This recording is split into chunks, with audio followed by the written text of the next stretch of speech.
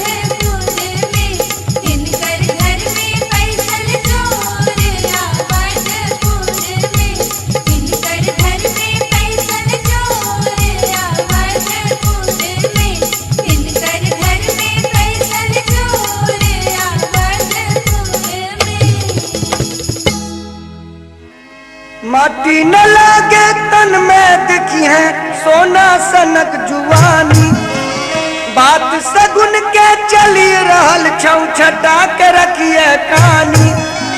बाबा हाथ में हो रख लागन तू गिरुआल औरल रो, भोरे मंगला पड़ल रो, हो मंगला पड़ल रो, भोरे मंगला पड़ल रो, हो मंगला पड़ल रो।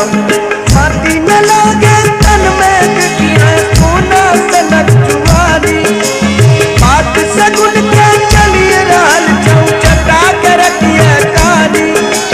बाबा हाथ में हो रख लागन तू गिरुआल औरल रो, भोरे मंगला पड़ल रो, हो मंगला पड़ल रो, भोरे मंगला पड़ल रो, ओ मंगला पड़ल।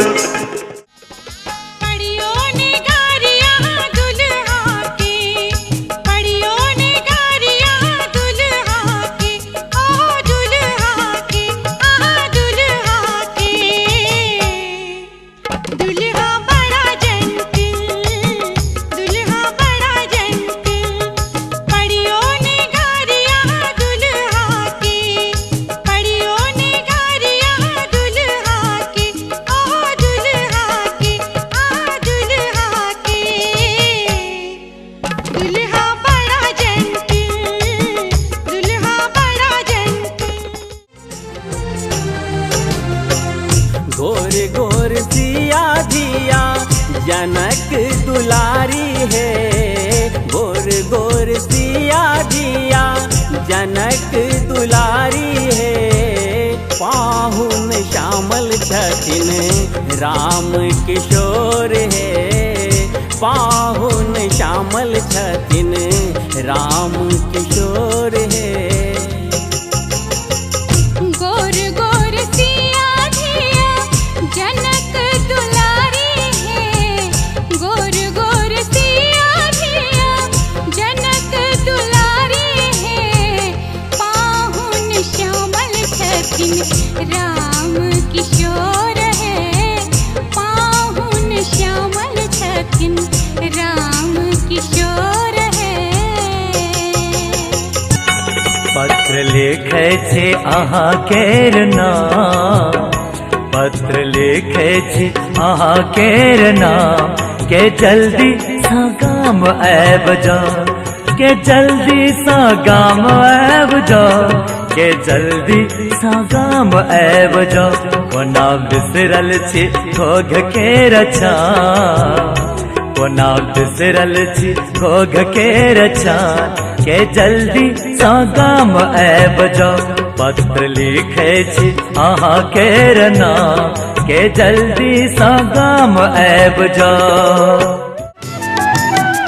हमर मिथिला महान, हमर मैथिली महान, हमर मिथिला महान, हमर मैथिली महान।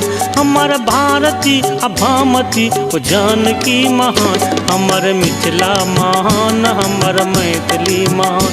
हमर भारती आ भामती जानकी महान, हमर मिथिला महान, हमर मैथिली महान, हमर मिथिला महान, हमर मैथिली महान।